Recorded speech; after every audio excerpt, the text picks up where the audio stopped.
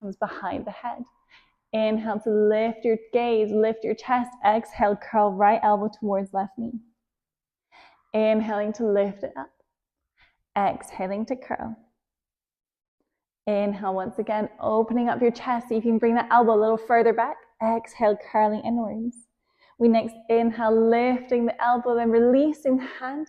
Both hands reach up on your next inhale. And as we exhale, hands come behind the hips.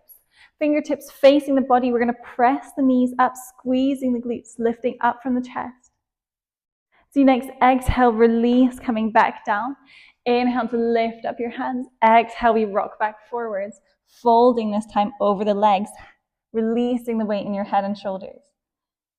So you next inhale, lift your gaze, walk your hands back towards your body. Switch the cross of the legs.